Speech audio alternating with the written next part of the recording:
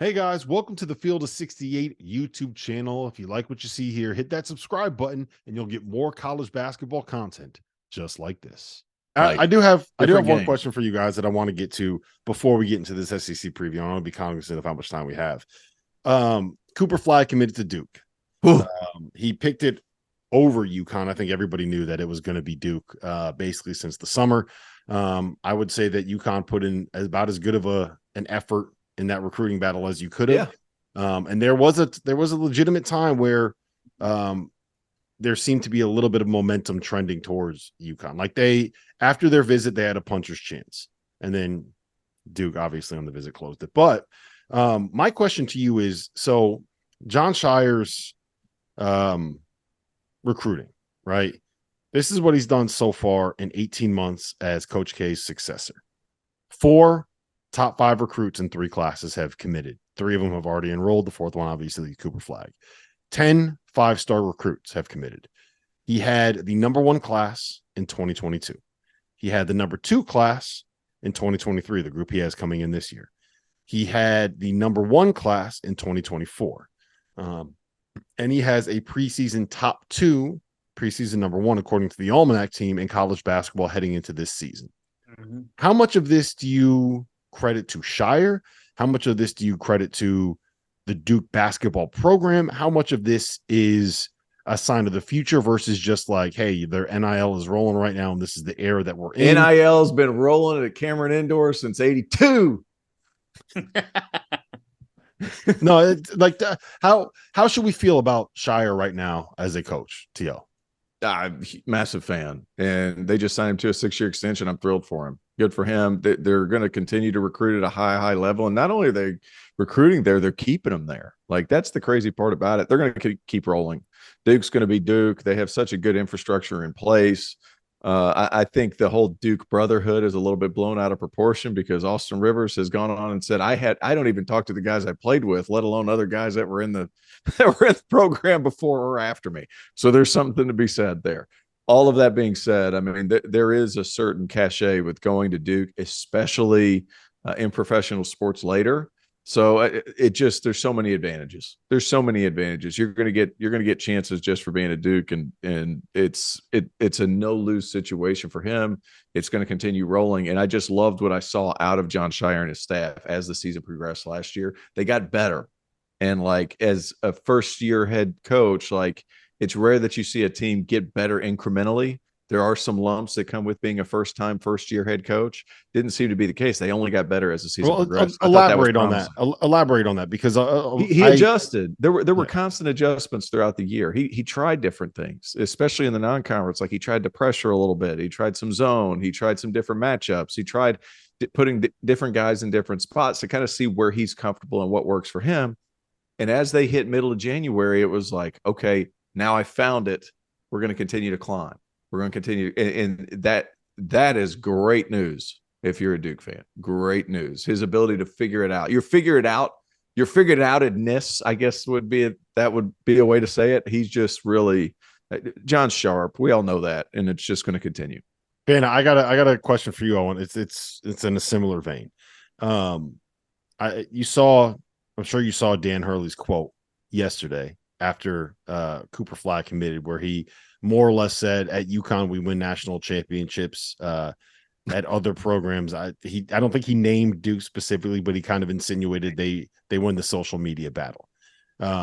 Jeff Goodman, can't stand him, but he had a great question that he put on Twitter yesterday. Dan Hurley, Jon Scheyer, 5 rounds in the octagon. Who's winning and why? Well, Dan Hurley's the Michael Myers of college basketball. I mean, if I saw him on a street late at night, or I saw him out in the backyard, I mean, I would try to lock the doors. I don't even think that would work. He is, he's got some Jack Nicholson in The Shining out in the deep winter of stores, when he's just sitting there trying to figure out his team. Remember the last scene of The Shining when they just show Nicholson and his face is frozen? That's kind of what I think of Danny in the heart of winter.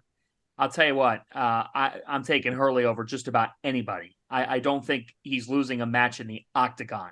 You don't fight crazy. And look, no, you don't fight crazy. You don't. And Danny's a winning guy. The crazy's part of the winning. It's part of the whole formula. But I would not get in a war with him. Here's the thing. Dan was already an ultra confident, very aggressive, very sharp, razor sharp coach who fits UConn. First off, there's no one in 2023 that fits Connecticut basketball and their fan base and the program more than Dan Hurley fits UConn. When you're the UConn head coach, your fan base is bold, your program's bold. Guess what? When you've won 5 national championships since '99, you could be bold as you want to be.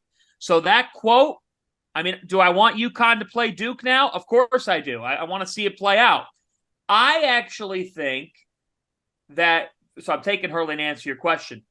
I think that is the only missing link by default. And it's not fair to when people are like, well, they won 27 games, but he was a first weekend exit coach last year.